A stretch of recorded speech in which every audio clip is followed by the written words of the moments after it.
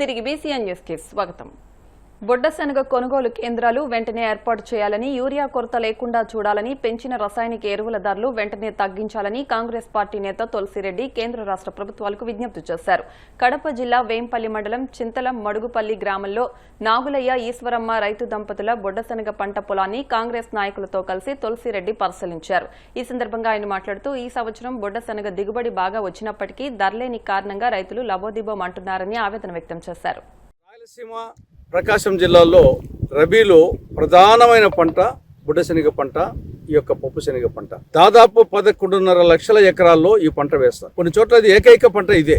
ఈసారి కొంతవరకు దిగుబడి బానే వచ్చింది, కానీ ధర లేదు. కేంద్ర ప్రభుత్వం ఏమో మినిమం సపోర్ట్ ప్రైస్ క్వింటాలకు 5,875 రూపాయలుగా ప్రకటించింది. కానీ మార్కెట్ లో 4,800 రూపాయలకు 4,700 ఆ ప్రాంతంలో కొంటున్నారు. అంటే ఒక్కొక్క క్వింటాల్ మీద, ఒక్కొక్క బస్తా మీద రైతు 1000 రూపాయల వరకు నష్టపోతా ఉన్నాడు. మరి ఎంఎస్పీ ప్రకటించింది దేనికి? రైతుకు మార్కెట్ లో రేటు రానప్పుడు గవర్నమెంట్ కొనుగోలు కేంద్రాలు తెరిచి కొనాలా. ఇప్పటికే 50% పంట అయిపోయింది, మిగతా 50% పంట ఉంది. కానీ ఇప్పటికైనా వెంటనే ఏ మాత్రం ఆలస్యం చేయకుండా బుడ్డశనగ కొనుగోలు కేంద్రాలు తెరవాలి. గవర్నమెంట్ 5,875 రూపాయల క్వింటాల్కు కొనాలి. మార్కెట్లో ఏం చేస్తున్నారు? 4,800కు తర్వాత మళ్ళీ దాని మీద 5 కేజీల తరుగు ఎక్కువ తీసుకుంటున్నారు. మళ్ళీ కానీ రైతు విపరీతంగా నష్టపోతున్నాడు. ఇంకా ఏమాత్రం ఆలస్యం చేయకుండా ప్రభుత్వము వెంటనే బుడ్డశనగ కొనుగోలు కేంద్రాన్ని తెరవాలి. యూరియా కొరత ఎక్కడ చూసినా రాష్ట్ర వ్యాప్తంగా యూరియా కొరత. యూరియా బస్తానేమో 266 రూపాయలు, కానీ ఎక్కడా దొరకం లేదు. బ్లాక్ మార్కెట్లోకి పోతే బస్తా మీద 300 నుండి 600 రూపాయలకు ఎక్స్ట్రా పెడితే దొరుకుతా ఉంది. అంటే ఒకవైపు గిట్టుబాటు ధర లేకుండా ఒకవైపు యూరియా బ్లాక్ లో కొనాలంటే రైతు ఎక్కడి నుండి కొంటాడు? వరికి కానీ, జొన్నకు, మొక్కజొన్నకు, అరటికి, నూగుకు ఇది ప్రధానంగా ఇప్పుడు యూరియా అవసరం. కొరత తీవ్రంగా ఉంది. రసాయనిక ఎరువులు ధరలు విపరీతంగా పెంచారు. కేవలం ఈ 6 నెలల్లోనే 2 సార్లు పెంచారు. మ్యూరేట్ ఆఫ్ పొటాషియం 6 నెలల కిందట 50 కేజీల బస్తా 1,400 రూపాయలు ఉంది.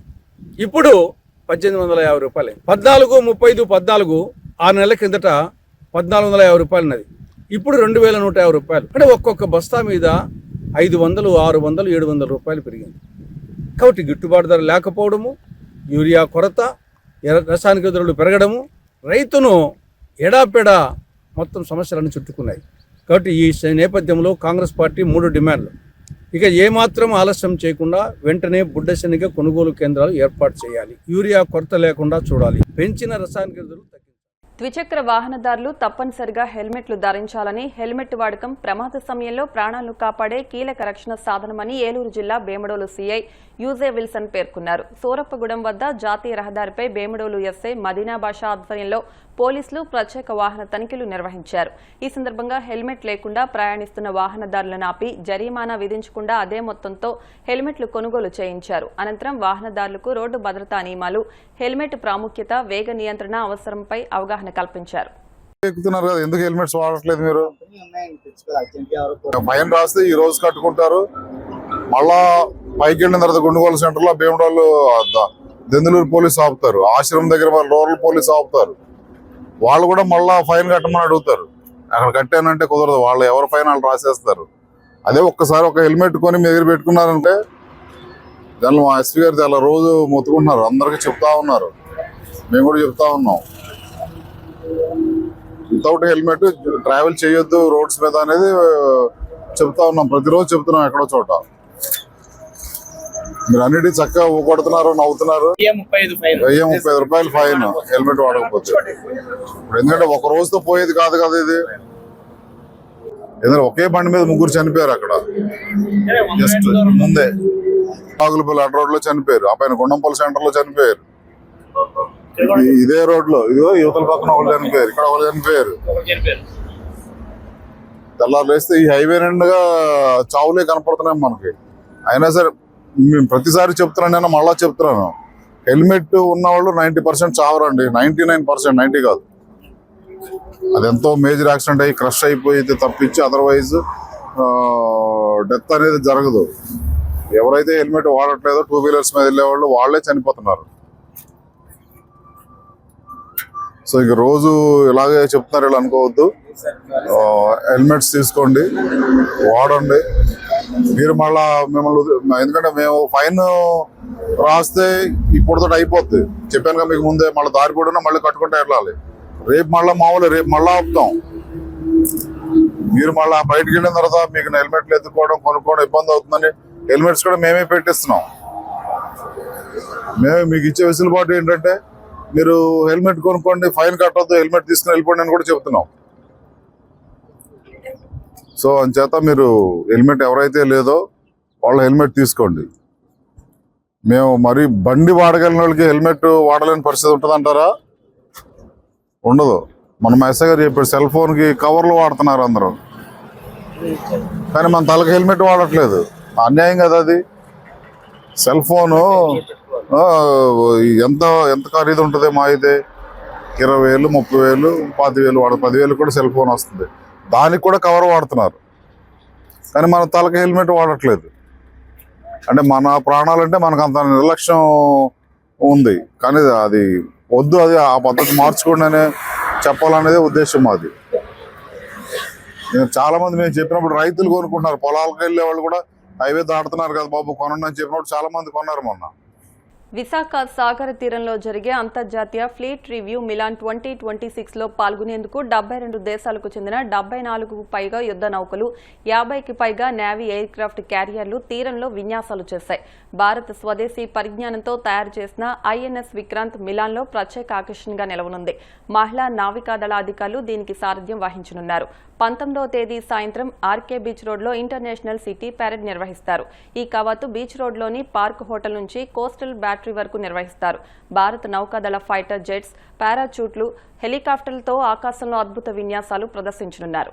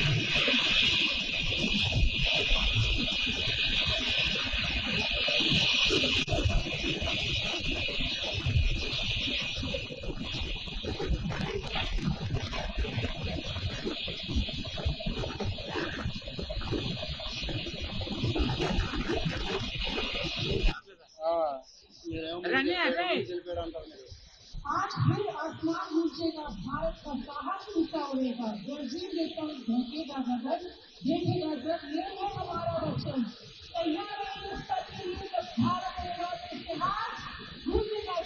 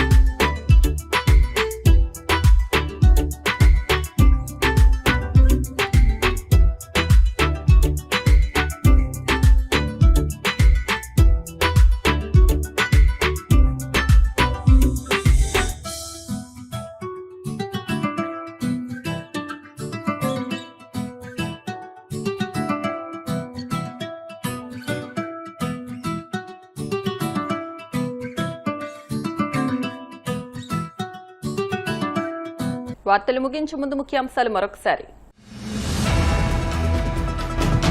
విశాఖలో రాష్ట్రపతి ముర్ముకు స్వాగతం పలికిన governor Nazeer, deputy CM Pawan Kalyan. Milan parade తో పాటు పలు కార్యక్రమాల్లో పాల్గొనున్న రాష్ట్రపతి.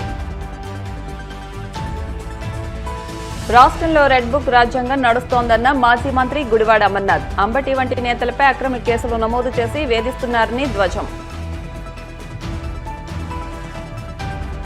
మదనపల్లి బాలిక అత్యాచారం కేసులో ఊహించని మలుపు. కనసానివారి పల్లె చెరువులో దొరికిన నిందితుడు కొలవద్దన్ డెడ్ బాడీ.